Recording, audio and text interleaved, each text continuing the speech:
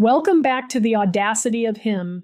If there is one universal, unspoken anxiety that unites a lot of us, it's the profound, stomach-churning dread of dealing with the trades. Mechanics, plumbers, contractors. It's that moment you walk into the shop or let them into your home and you wait. You wait for the sigh, the head shake, the patronizing tilt of the head before they start spewing a word salad of fake jargon and inflated prices, absolutely convinced that because you're not one of them, you couldn't possibly understand the complexities of a spark plug or a 2x4. Today's story isn't just about a scam. It's about the sheer, unadulterated hubris of a man who thought he found an easy mark. A man who looked at a woman and saw nothing but dollar signs and a pretty little head that shouldn't worry itself with math. What he didn't see was my resume. Let's get into it. Let me paint you a picture. I'm in my early 40s, finally closed on a cute little mid-century ranch, and I'm ready to make it mine. The layout was a bit cramped, very typical for the era, and I wanted to open up the kitchen. Specifically, I wanted to remove one interior wall dividing the kitchen from the living room. Now, I knew exactly what this job entailed. I knew the materials required, the labor hours, the standard market rate. I knew it all, down to the last nail. Why? Because I am a senior structural engineer. I design commercial high-rises for a living. I dream in sheer stress and bending moments. But I also value my free time. And frankly, I didn't want to deal with the drywall dust myself. So I decided to hire out the demo and framing. I called 3 local contractors for quotes. The first 2 were fine. Professional gave me reasonable estimates hovering around the $3,500 mark, but I wanted one more, just to be thorough. Enter Bob.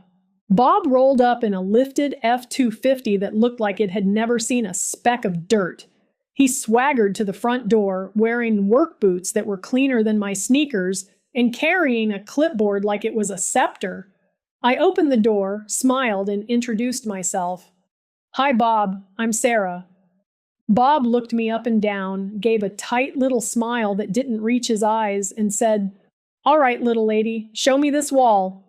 Little lady. I felt my jaw tighten, but I kept my cool.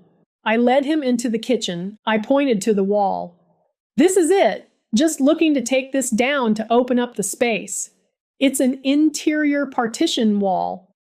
Bob stood there. He placed his hands on his hips. He stared at the wall like it was a complex calculus equation. Then he did it. He sighed. A deep, theatrical, "this is going to be bad" sigh. He stepped up to the drywall. He knocked on it. Once, twice. He tilted his head, listening to the hollow thwack. He ran a hand over the texture, frowning deeply. "Well, sweetheart," Bob began, his voice dripping with faux sympathy.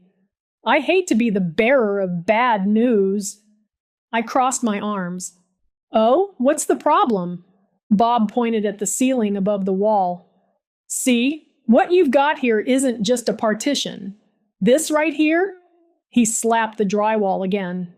"This is housing a primary load-bearing transverse beam." A primary load-bearing transverse beam. I had to bite the inside of my cheek so hard I tasted copper to keep from laughing in his face.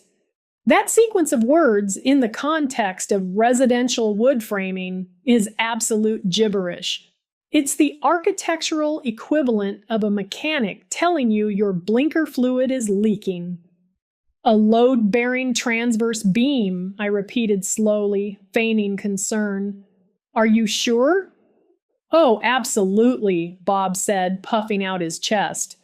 "I've been doing this for 20 years. I can tell just by the resonance of the studs. If we take this down, your whole second floor is going to come crashing down into your kitchen." Did I mention that I live in a single-story ranch? "My second floor," I said, my voice dangerously quiet. Bob didn't miss a beat. "The roof structure, I mean. The truss load. It's all resting right here." He tapped the wall again. So, what does that mean for the project? I asked, playing the part of the helpless homeowner to the hilt. Bob shook his head, looking deeply troubled. Well, it means we can't just knock it down. We're going to have to temporarily shore up the ceiling, install a massive LVL header, laminated veneer lumber, very expensive, and reroute the structural load down to the foundation. It's a major structural alteration. Wow, I breathed. That sounds complicated. It is, Bob assured me, flashing a condescending smile. It's complex engineering. But don't you worry your pretty head about the math, sweetheart. I'll handle all the heavy lifting. Don't worry your pretty head about the math.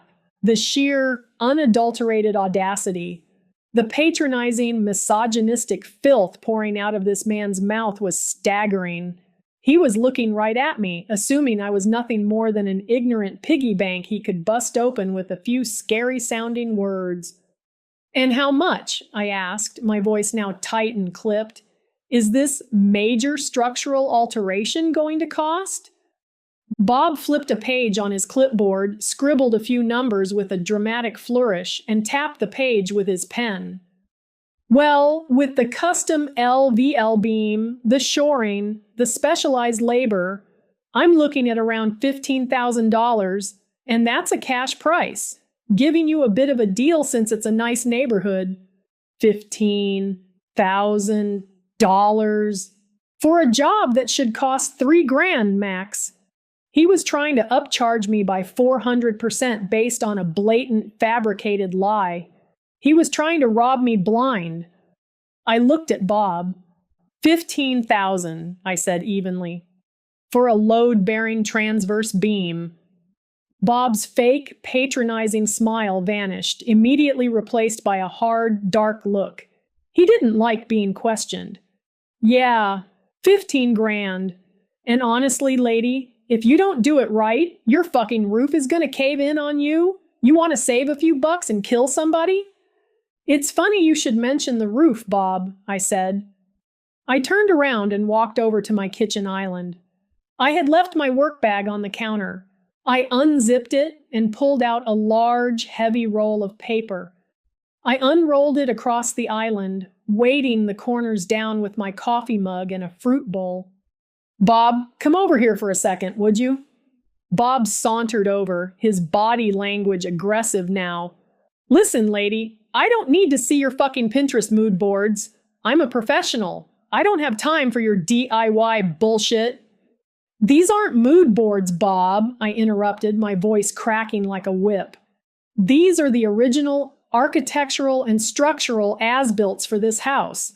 I pulled them from the city archives yesterday. Bob stopped. He glanced at the paper and his jaw clenched. I pointed a perfectly manicured finger at the framing plan. Let's look at the roof framing, shall we? You see these lines here? These indicate the direction of the ceiling joists and roof trusses. I traced the lines with my finger. Notice how they run parallel to the wall dividing the kitchen and the living room? Bob flushed red. He took a heavy step toward me, trying to use his sheer size to back me down. You think you're pretty smart, huh? He spat. You read one fucking blog post and suddenly you're Bob Vila? I've been building houses since before you were in training bras. You don't know shit about structural loads. Stop talking, I said evenly. Don't you tell me to shut up, you stuck-up little bitch, Bob snarled, leaning over the island, spittle flying from his mouth. You either sign the paper, or I walk, and good luck finding someone to fix your trashed house when it falls in on your... I didn't back up an inch. I reached into my bag. No, Bob, I said, my voice dropping into a dead, icy calm that could have frozen water. You shut the fuck up. I pulled out my heavy metal work clip and slammed it down onto the blueprints. It landed with a loud clang. Read it! Bob flinched at the noise. He looked down at the badge. He read the title, Senior Structural Engineer. He read the name of the firm, the largest commercial engineering firm in the state. I watched the color completely drain from his flushed, angry face. It was magnificent. The aggressive, swearing, intimidating contractor from 2 seconds ago vanished, replaced by a man who suddenly realized he had stepped on a live landmine. I don't need to worry my pretty head about the math, Bob, because I do the goddamn math for buildings that are 50 stories taller than this house, I said, leaning over the island, getting right back in his face. There is no transverse beam. There is no structural load. You walked into my home, saw a woman, and decided to try and extort $15,000 from me using fabricated amateur fucking bullshit. Look, lady, I didn't mean to, Bob stammered, taking a quick step backward, all the fight completely gone from him. I told you to shut up, I said, my voice barely above a whisper, dripping with venom.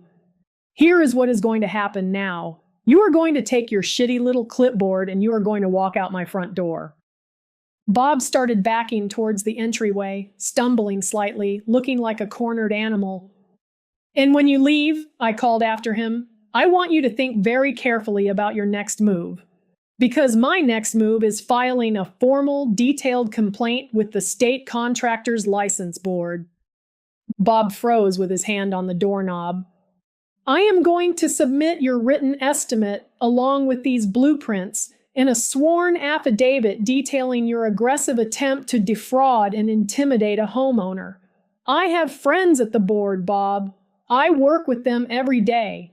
They love pulling the licenses of predatory-ass hats like you.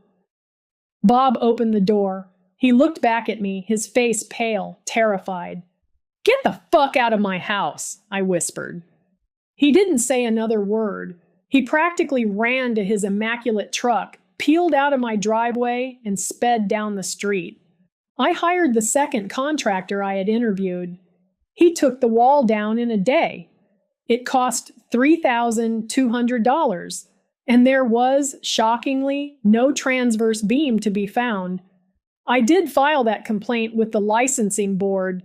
I never followed up to see if Bob lost his license, but I guarantee he never looked at a female homeowner the same way again. The audacity of men like Bob relies entirely on silence and intimidation.